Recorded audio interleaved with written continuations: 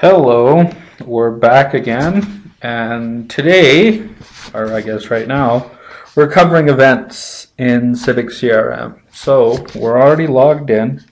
We clicked here to get to the CRM. We clicked up here to get to events. We're going to go look at the dashboard right now.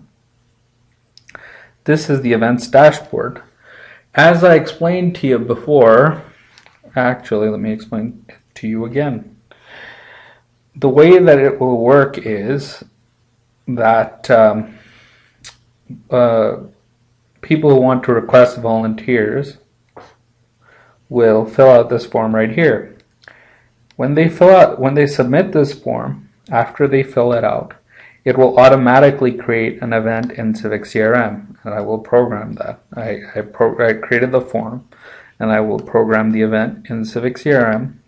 So what it will do is it will create an event like this. This is an event that was created manually. Ideally, we would create it automatically. So if we click Configure, Info and Settings, we can actually see what sort of fields are available in the form for the event.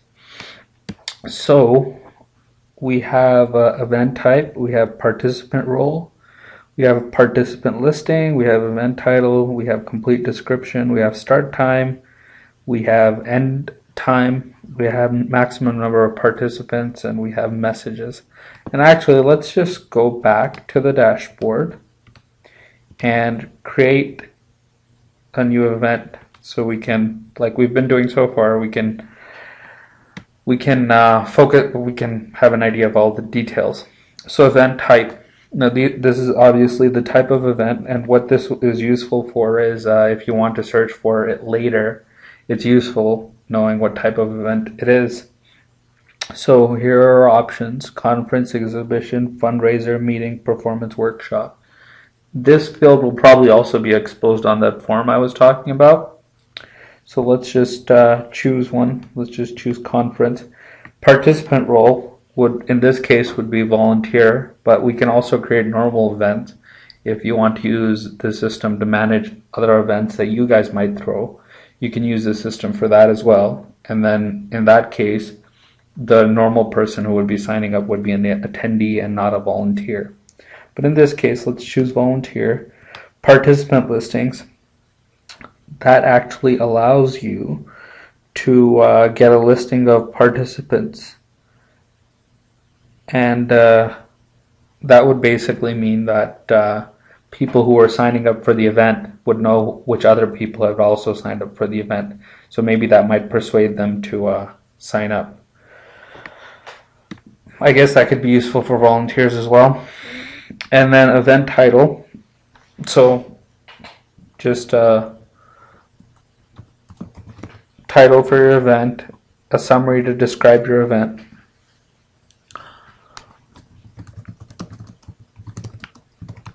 And this is the complete description. So when you actually visit the event page, which you will, if you want to sign up for the event, you want to know more information, this would essentially describe every single aspect of the event so that your volunteers can make a decision as to whether they want to attend or they don't.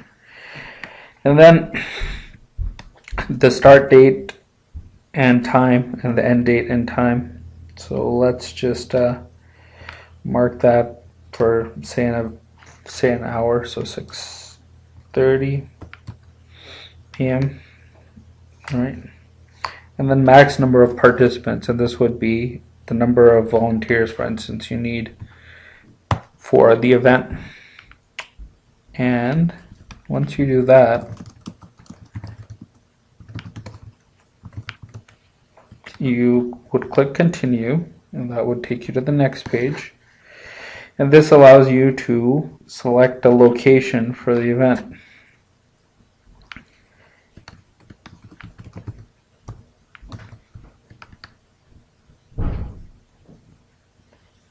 So let's just choose a location here.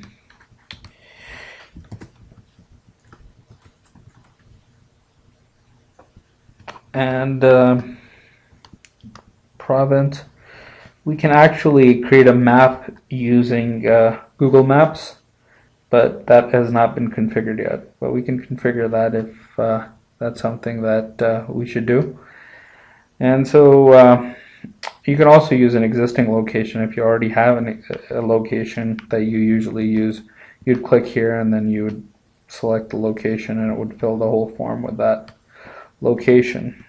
So we click Save here. Then we can go up here and click Fees. So if your event has fees, you can click Yes here, and you can describe the type of fee and whether there's a pay later, and then maybe you want to add fees by subscription level or seats or something like that. You can do that there, but we're doing volunteers, so we don't need to worry about fees. And online registration, you would want to enable this so that your volunteers could indicate that they're available for this opportunity. And then, but as I said before, this information would be automatically created using that form, so you wouldn't really have to create it, but maybe you need to edit it at some point, so that's why this tutorial is useful. So, as I discussed in one of the previous videos, this tab, which is again the online registration tab, it allows us to set a registration start date and registration end date. For our purposes, what we're going to use that for is to indicate the times, the latest time that people may register to volunteer. So let's and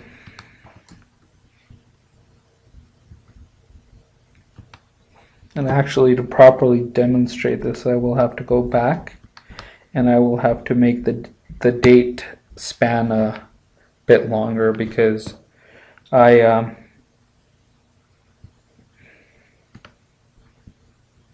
because initially I set the date way too short.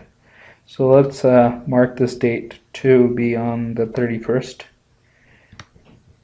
The event starts on the 31st, right? And save this. And then we go back again under online registration. That's what we were looking at. We enable that form. We change this to volunteer now. And then the registration start date, we start it right now. Let's see what the time is.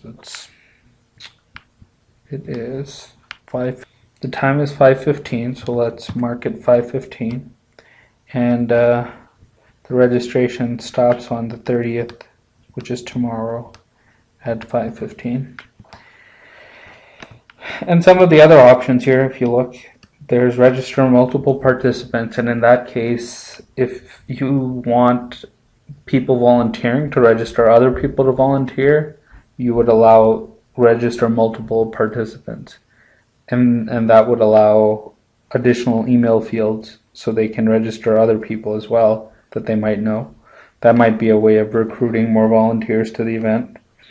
And then allow multiple registrations from the same email address, which would allow obviously multiple registrations from the same email event. The registration screen essentially is what they see when they go to register. So you could tell them about the volunteering opportunity, and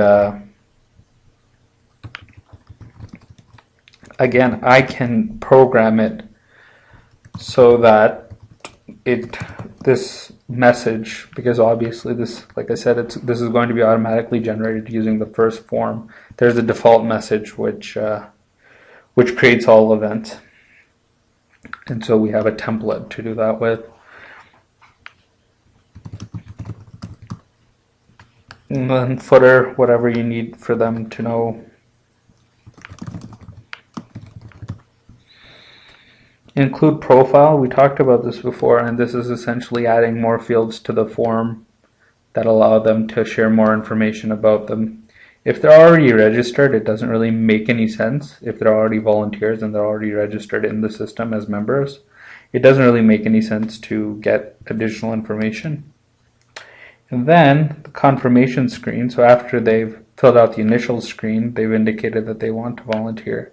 The confirmation screen is the second screen, and we could tell them more about what will happen next in the confirmation screen.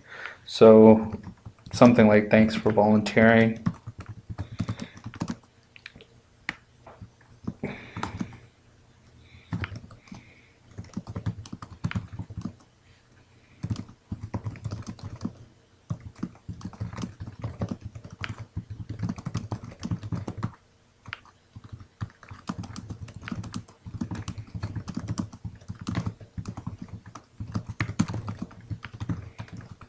So this just tells them that despite the fact that they've agreed to volunteer, thanks for volunteering. We're still in the process of figuring out if we have enough volunteers for this event. As soon as we're sure, we'll send you a confirmation email. So they know that they're not committed to this event, that we still have to make a decision on whether or not we can actually do the event. And then the thank you screen, we can again say thank you. Well, I guess we should probably say thank you at the thank you screen, or this message on the thank you screen, and then on confirmation we should say something like, are you sure the information entered is correct? And it will show them the information that they entered. And send confirmation email. So yes, we would send a confirmation email, and then in the confirmation email we would send the same information that we typed on the thank you screen. But right now I'm just going to click no because I don't feel like typing it. And then press save, and then another thing you can do that we talked about again before when we were talking about contributions is tell a friend, which is again a way of getting them to recommend other people who might volunteer for this event. And they can send, like, they can enter the email addresses of their friends, and it will send them an email. So this event now has been created. If we click event info, it will open up a page that will show the event info, and this is the page with the information about it. If they click volunteer now, it will take them to this page where they can simply enter an email address, press continue, and it will give them this page which says thank you for registering, thanks for volunteering. We're still in the process of figuring out if we have enough volunteers for the event. As soon as we're sure, we will send you a confirmation email. And it says it's been processed successfully, and it gives them various other information, and then we can send them an email as well.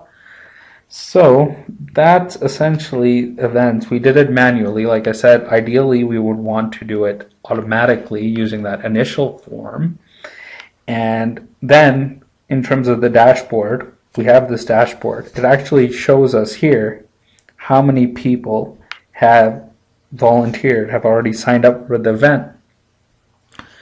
And down here it shows us the maximum, and that would be the number of people that we actually need in order to be able to volunteer for the event. So we could always check this dashboard to see whether or not we've met the criteria to host the event.